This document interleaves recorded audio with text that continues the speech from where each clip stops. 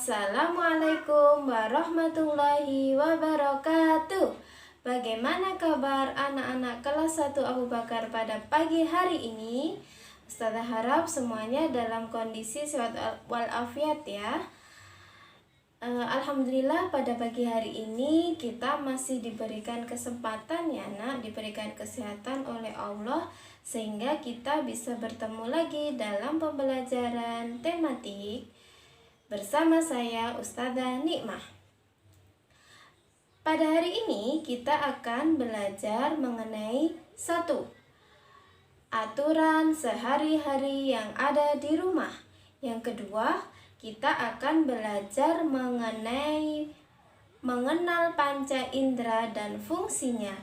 Yang ketiga, kita akan belajar membaca dan menulis kata atau suku kata dengan huruf paten. Anak-anak, kita mulai dari aturan yang ada di rumah. Itu ada contoh aku anak solih yang taat agama dan aturan di rumah. Dari gambar tersebut, kita dapat mengetahui kegiatan anak solih pada saat pagi hari. Kira-kira apa saja ya kegiatan anak solih yang ada pada pagi hari?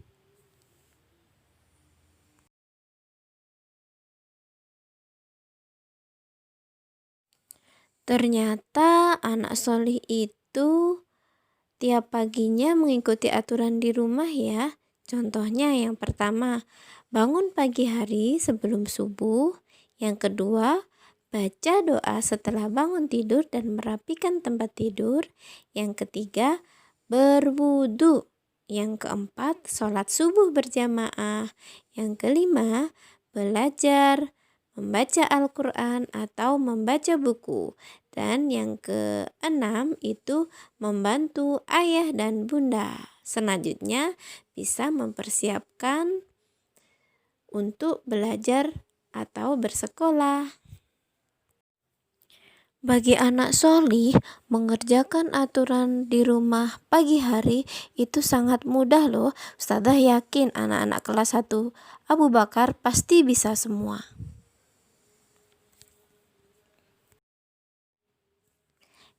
Ternyata anak yang solih itu tidak cukup dengan aturan di pagi hari aja loh. Pada saat makan, anak yang solih itu ternyata mengikuti anjuran Rasulullah.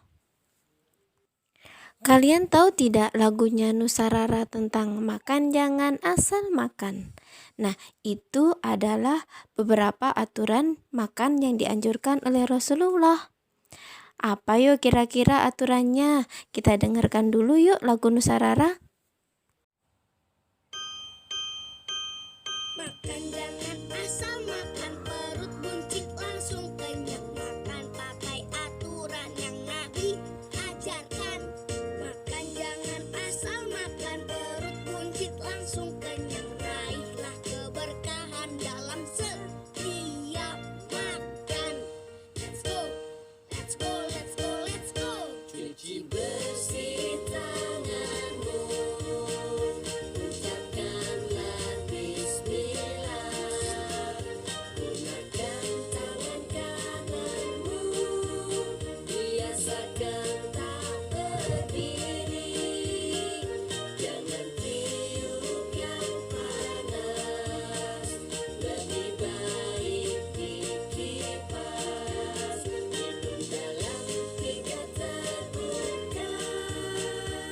1, 2, 3.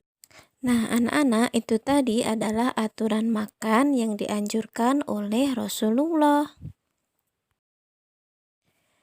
Jadi, aturan makan yang dianjurkan oleh Rasulullah yang pertama, mencuci tangan, kedua, membaca basmalah, ketiga, menggunakan tangan kanan, keempat, duduk, kelima, tidak meniup makanan yang panas, dan yang keenam, minum dalam 3 tegukan. Selanjutnya, setelah kita belajar aturan sehari-hari di rumah, kita akan belajar mengenai panca indera. Jadi, panca indera itu adalah panca, 5 indera yang kita miliki. Terdiri dari apa saja Ustazah? Ada mata, telinga, hidung, lidah, dan kulit. Lalu apa fungsinya panca indera itu? Yang pertama, mata fungsinya untuk melihat. Kedua, telinga itu untuk mendengar. Yang ketiga, hidung untuk mencium atau membau. Yang keempat, lidah untuk pengecap atau merasakan asam, manis, asin. Kemudian yang terakhir, kulit itu untuk meraba. Jadi merasakan panas atau sakit ketika kulit kita terluka. Anak-anak, selanjutnya kita akan belajar membaca dan menulis kata atau suku kata dengan huruf paten. Apa itu Ustazah? Jadi, kata atau suku kata dengan huruf paten itu adalah kata atau suku kata yang di huruf terakhirnya itu berupa huruf mati. Contohnya ada kata gajah. Perhatikan ya, gajah. Jadi di akhir kata gajah itu nanti ada huruf mati, jah. Jadi ada huruf mati berupa huruf H. Gajah. Nah, perhatikan di sini, gajah itu terdiri dari 2 suku kata. Yang pertama ga, yang kedua jah. Nah, di akhir suku kata kedua itu ada huruf mati berupa huruf H. Nah, ini disebut sebagai kata atau suku kata dengan huruf paten.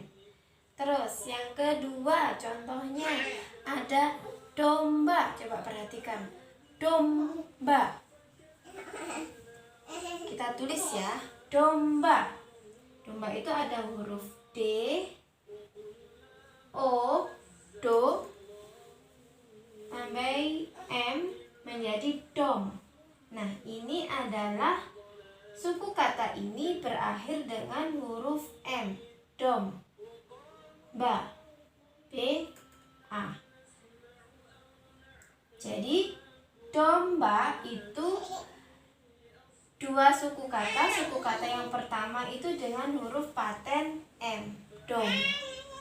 Kemudian contohnya lagi ada tikus. Perhatikan ya, tikus. Di akhir kata tikus itu ada huruf S. Huruf S itu juga termasuk huruf mati atau huruf konsonan. Nah, ini kita tuliskan contohnya tikus.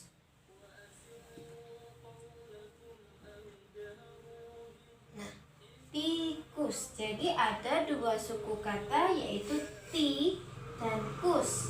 Di suku kata kedua berakhir dengan huruf paten S. Bisa dimengerti anak-anak? Oke, selanjutnya nanti Ustazah akan menampilkan gambar. Kalian diminta untuk menuliskan kata tersebut berdasarkan gambar yang sudah ada. Setelah kita belajar mengenal kata dengan huruf paten, selanjutnya kalian latihan tulislah kata dari gambar berikut. Dan yang terakhir, tugas kalian di rumah mengerjakan LKS tema 1 PB1 halaman 30-31 dan LKS tema 1 PB2 halaman 32-33. Selamat belajar anak-anak. Alhamdulillahirrabbilalamin. Ternyata pembelajaran kita kali ini sudah selesai. Ustazah harap setelah kalian belajar mengenai aturan sehari-hari di rumah dan setelah belajar mengenai membaca dan menulis kata atau suku kata dengan huruf paten, kalian akan lebih semangat lagi belajarnya dan kalian menjadi anak yang salih, salihah, yang cerdas dan berakhlak mulia. Kita akhiri pembelajaran kita pada pagi hari ini dengan bacaan Alhamdulillah.